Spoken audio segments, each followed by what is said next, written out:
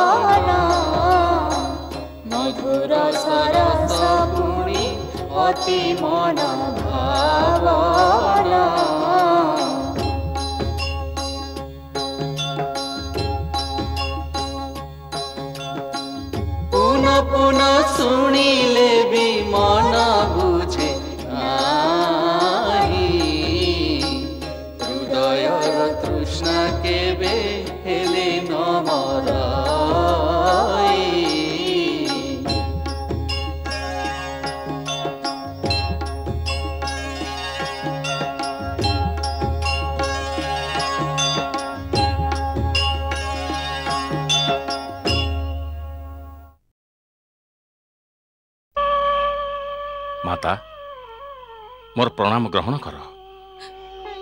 मु पवनपुत्र हनुमान प्रभु श्रीरामंकर सेवक।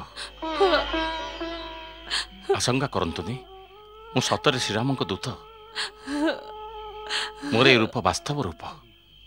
मु बानर निजर पुत्र भावी मते विश्वास कर माँ।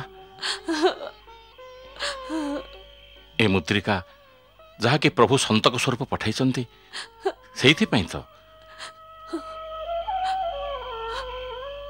ये माया रे तैयारी नुह।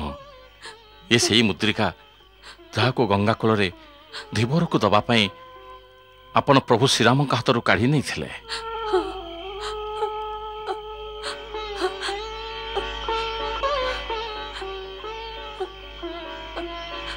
आपण को विश्वास दबापाई मु आउ एक गुप्त कथा कहूची जहा मु स्वयं श्रीराम मुहर शुणी। आपण रावणर विमान रे जाउथिबा बेले निजर किछि आभूषण शाढ़ीर पणतरे बांधी गोटे पर्वत उपरକୁ पकईथिले ना। सेही आभूषण ऋष्यमुख पर्वत पर बसिथिबा वानर राज सुग्रीव आउ तांक मंत्रीଙ୍କ सम्मुखରେ पड़िला। जेतेबेले महाराज सुग्रीव आउ श्रीरामंकर मित्रता हैला सेतेबेले सुग्रीव सेही आभूषण श्रीराम को देखैले। से आभूषण देखी प्रभु लोतकपूर्ण हो गले। आउ शाढ़ीर पणत को देखा परे से विह्वल हो उठिले। पणत को चापी धरी कहवाक लगे जेतेबेले मु शोउथिली सीता एई पणतरे मते पंखा करुथिले। जेतेबेले प्रातः सूर्य बंधन उठुथिली सेतेबेले पणत मो चरण रे रखी मो चरण धूली नउथिले। तांकर से सब कथा मने अछि? हाँ माता सब मने अछि। से दिन राति आपण को चिंता रे मज्जी रहिचंती। ताहेले से आज जाई मोर खबर काहे कि नेलेनी? काहे कि भूली गले दासी को? एक कथा भी चिंता कलेनी जे मोर गोटाए गोटाए दिन केते कष्ट रे बितुथिबो। ना से आसिले ना मो मृत्यु आसिला। ये को दसर दंड मिलुची मते। ताहले लक्ष्मण को कथा न मानी मु जो अपशब्द कही थिली कोन सेइथि पई से मते त्याग करि देई छथि। भाई तांको कहिबो जे मु लक्ष्मण को क्षमा मागुची। मु तांको भी क्षमा मागुची। से तो समस्त को दया करती। मो भूल काहे कि क्षमा करू नाहती। मो भूल काहे कि क्षमा करू नाहती। मते नरकरू काहे कि उद्धार करू नाहती। माता माता जदि से जानी थांते आपण एठी तेबे से केबेठू ए नरक को ध्वंस करि सारंतेनी आ आपण को एठू मुक्त करि नै जानतेनी। किंतु आपण को खोजिबारे वन वन भ्रमण करी ବାନର ଦେଶ କିସ୍କିନ୍ଧାରେ ପହଞ୍ଚିଲେ। ଯେତେବେଳେ ତାଙ୍କର ମିତ୍ରତା ମହାରାଜା ସୁଗ୍ରୀବଙ୍କ ସାଙ୍ଗରେ ହେଲା, ତାଙ୍କରି ସହାୟତାରେ ଆପଣଙ୍କୁ ଖୋଜିବା ଆରମ୍ଭ ହେଲା। ଏବେ ତ ସହସ୍ର ବାନର ପୂର୍ବ ପଶ୍ଚିମ ଉତ୍ତର ଦକ୍ଷିଣ ଚାରି ଦିଗରେ ଆପଣଙ୍କୁ ଖୋଜୁଛନ୍ତି। ଏ ତ ମୋର ସୌଭାଗ୍ୟ। ସର୍ବପ୍ରଥମେ ଆପଣଙ୍କ ଦର୍ଶନ ମୁଁ ଲାଭ କଲି। ମାତା, ରଘୁବୀର ଯେତେବେଳେ ଖବର ପାଇବେ ଯେ ଆପଣ ସକୁଶଳେ ଲଙ୍କାପୁରରେ ଅଛନ୍ତି, ତେବେ ନିଶ୍ଚିନ୍ତ ରୁହନ୍ତୁ। ତାଙ୍କୁ ଏଠିକି ଆସିବାକୁ ଟିକେ ବି ବିଳମ୍ବ ଲାଗିବନି। ଏବେ କୌଣସି ବାଧା ତାଙ୍କର ରାସ୍ତା ରୋକିପାରିବନି।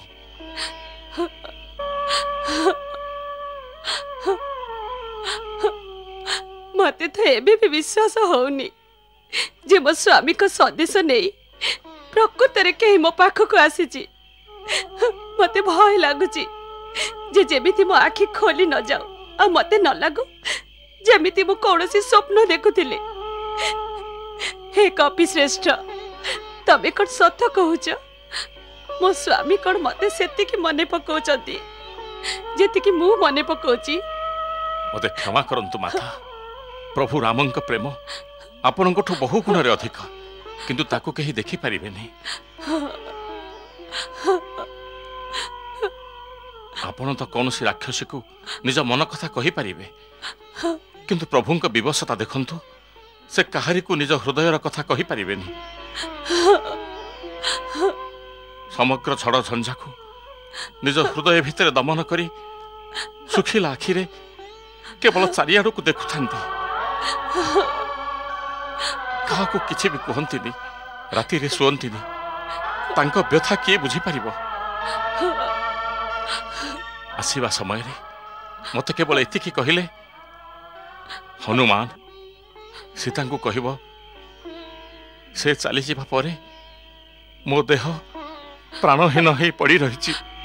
ବାସ୍ ଏମିତି ଲାଗିଲା ଯେ ସେ ମୂକ ଭାଷାରେ ଆପଣଙ୍କ ପାଇଁ ବହୁତ କିଛି କହିଦେଲେ, ଯାହା ହୁଏତ ଆପଣ ଶୁଣିପାରିଥିବେ।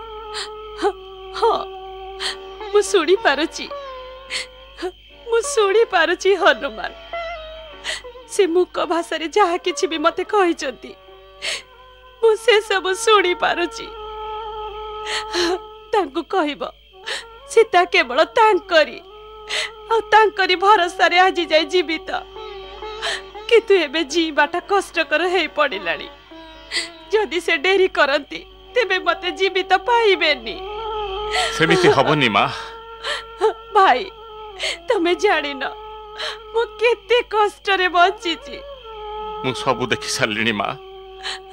ବୃକ୍ଷ ଉପରେ ବସି ରହି ରାବଣର ବାକ୍ୟ ବାଣ, ରାକ୍ଷସୀ ଗୁଡ଼ାଙ୍କର ବ୍ୟବହାର ସବୁ ଦେଖି ସାରିଛି। ଆଉ ମୁଁ ଏକଥା ବି ଦେଖିଲି ମା, ଜଣେ ପତିବ୍ରତା ନାରୀର ତେଜ ତିନି ଲୋକରେ ବିଜୟୀ ଆଉ ଗର୍ବୀ ରାବଣକୁ କେମିତି ନିସ୍ତେଜ କରିଦେଲା। ଆଉ ଏକଥା ବି ଦେଖିଲି ଯେ ଚନ୍ଦ୍ରହାସ ଭଳି ଜଗତ ବିଜୟୀ ଖଡ୍ଗ ଘାସର ପତ୍ର ସମ୍ମୁଖରେ କେମିତି ମୁଣ୍ଡ ନୁଆଇଁ ଦିଏ ମା। ଧର୍ମର ଶକ୍ତି ଆଉ ଅଧର୍ମର ଦୁର୍ବଳତାର ମର୍ମ ଆଜି ଆପଣଙ୍କ ଶ୍ରୀଚରଣ ପ୍ରତାପରୁ ଦେଖିନେଲି ମା। ଆମକୁ ଆଶୀର୍ବାଦ କର, ଆମେ ବାନର ଜାତି କେମିତି ଶ୍ରୀରାମ ପ୍ରଭୁଙ୍କ ସେବାରେ ସଫଳ ହେଉ, ଆଉ ଏ ରାକ୍ଷସ ମାନଙ୍କର ସର୍ବନାଶ କରୁ। କିନ୍ତୁ ବାନର ମାନେ ରାକ୍ଷସ ମାନଙ୍କୁ କେମିତି ସମ୍ମୁଖୀନ ହେବେ? ତମେ ତ ଦେଖିଥିବ, ରାକ୍ଷସ ମାନେ ଏକକୁ ଆରେକ ବଳି। ବାନର ମାନେ ତ ତମରି ପରି ହେଇଥିବେ ନା ବତ୍ସ? ହଁ ମାତା, ସମସ୍ତେ ମୋ ଭଳି, କିନ୍ତୁ ଆପଣଙ୍କ ପତିବ୍ରତା ଧର୍ମର ଶକ୍ତି ଯାହାକି ଗୋଟେ ଘାସକୁ ଖଣ୍ଡା ସହିତ ଟକ୍କର ଦେବାକୁ ଯୋଗ୍ୟ କରିପାରେ, ସେ ଶକ୍ତି ବି ଆମ ପାଖରେ ରହିବ ନା? ଠିକ କଥା ପୁତ୍ର, କିନ୍ତୁ ରାକ୍ଷସ ବହୁତ ମାୟାବୀ। ମା, ଆପଣଙ୍କ ଆଶୀର୍ବାଦରେ ଆଉ ପ୍ରଭୁ ଶ୍ରୀରାମଙ୍କ କୃପାରେ ଆମେ ବି କମ୍ ନୁହଁ। ଆପଣଙ୍କୁ ଆଶ୍ୱାସନା ଦେବା ପାଇଁ ମୁଁ ଆପଣଙ୍କୁ ମୋ ନିଜର ମାୟାବୀ ରୂପ ଦେଖାଉଛି। ଜୟ ଶ୍ରୀରାମ।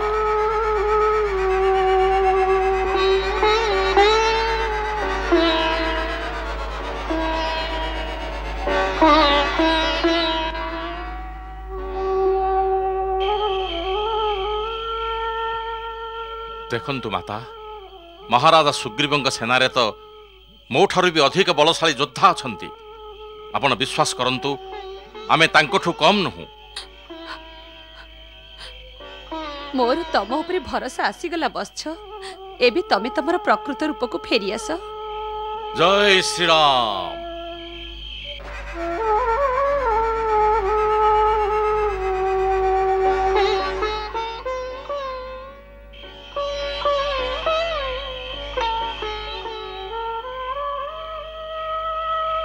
यह ही मोर वास्तव रूप।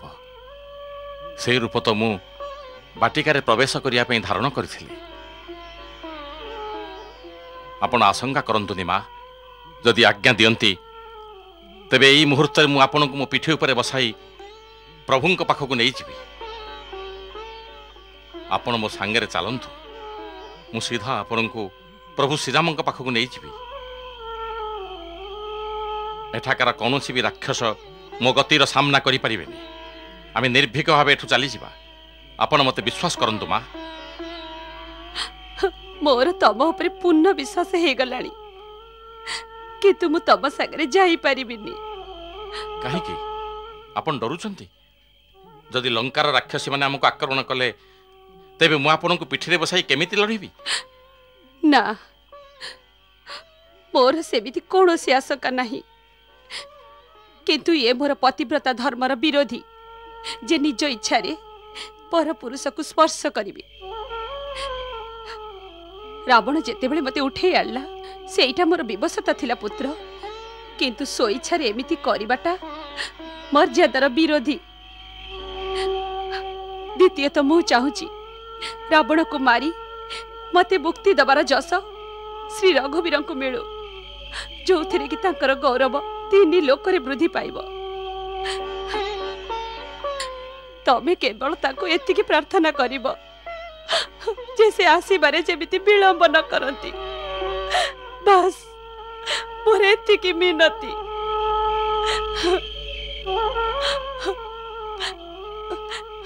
एबे तमे जा, कौन से प्रहरी आसी जाई पारे। आसंतु, मु कहारी की डरिनी। ना, तांको सहित लड़ीबारी जदि तमर किछि क्षति हुए तेबे समुद्र लंघिबा कष्ट हो जिवो। एबे तमे प्रभुंक पाखक जाओ। माता, मु तांकर गुप्त दूत।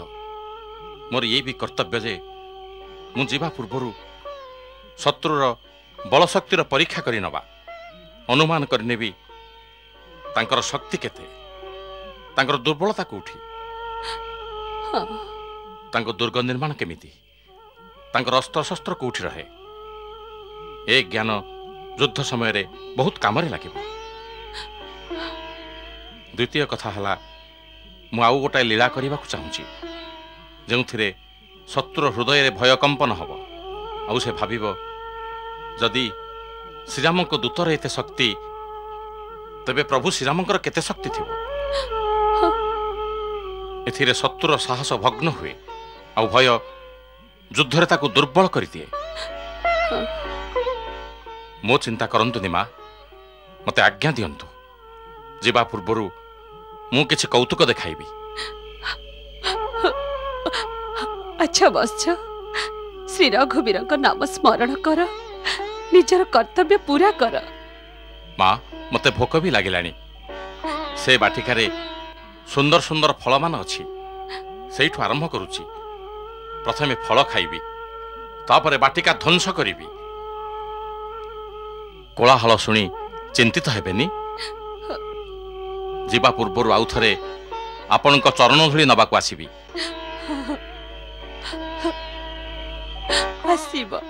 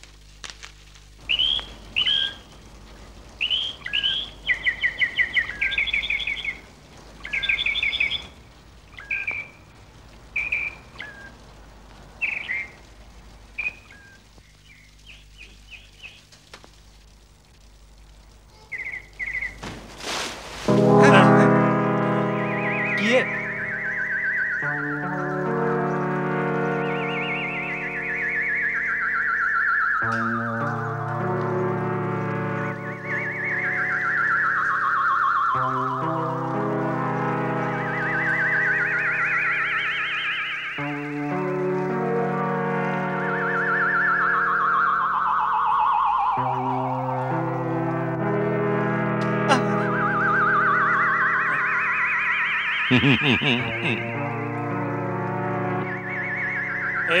ये केमती किया दुस्साहस तोर के रे तू किए आमे एठिकार जगुआड़ी तू जानिनु ये लंकार महाराजा रावणंकर विशेष बगीचा तू जानिनु मु अयोध्यार महाराज श्री रामचंद्रंकर विशेष सेवक कौ अयोध्या कौन ठिका नाम प्रथमे तू कह ना तोर कौन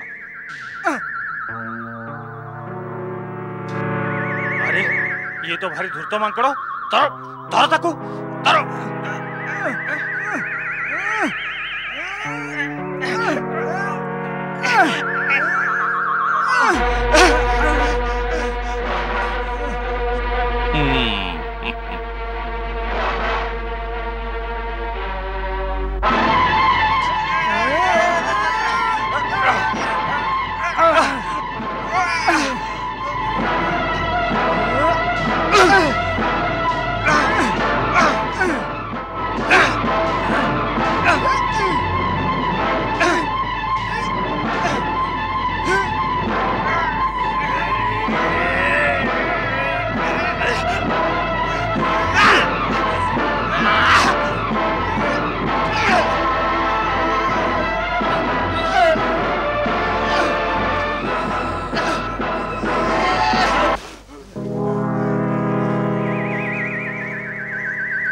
एमिति सेमिति मांकड़ नुह चलो चलो भाई चलो जम्बू मालिकों को कहबा चलो चलो चलो चलो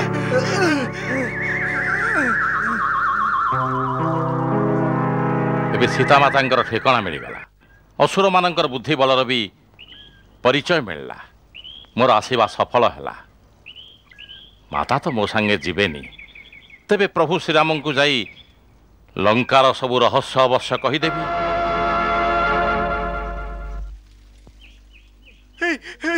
देखु से बसची देखु देखु देखु केड़े भयंकर केड़े बड़टा गोटे धरी निया बांधी पका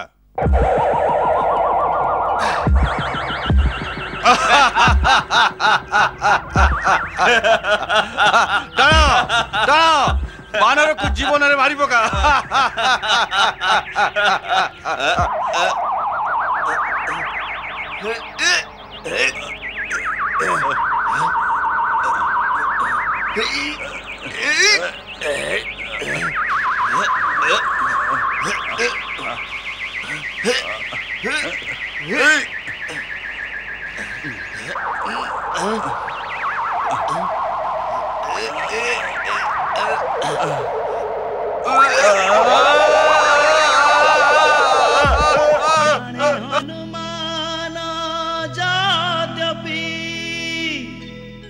राम ही सर्वसमर्थ तथापि से कलना करे शत्रुर शक्ति सामर्थ्य ए बानर को जीवन ने मारी दिया कौतुक करे हनु लंकार अशोक बने कौतुक करे हनु लंकार अशोक बने देखि तार करामती असुर डरती मने देखि तार करामती असुर डरती मने दिए लांजल भाई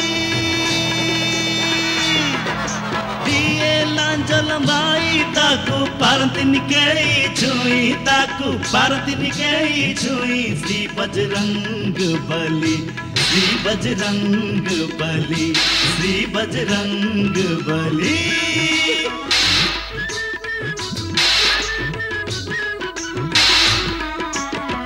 कौतुक करे हनु लंकार अशोक बने कौतुक करे हनु लंकार अशोक बने देखि तार करामती असुर डरती मने देखि तार करामती असुर डरती मने वृक्ष पकाए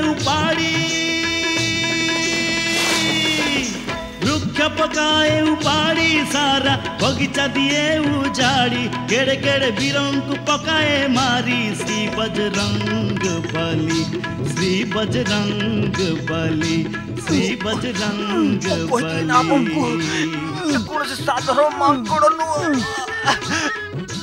अरे एबे तो मु एका आसीची या परे मोर स्वामी श्रीराम आसीबे जाओ सावधान कर दियो राजा रावण को जाओ जाओ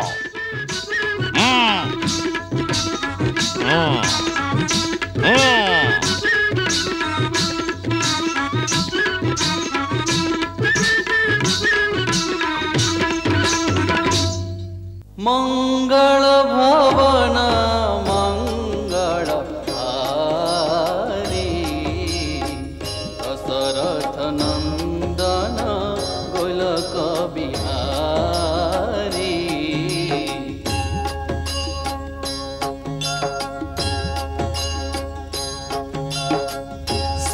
सीताराम चरित अति पावना मधुर सरस पुण्य अति मन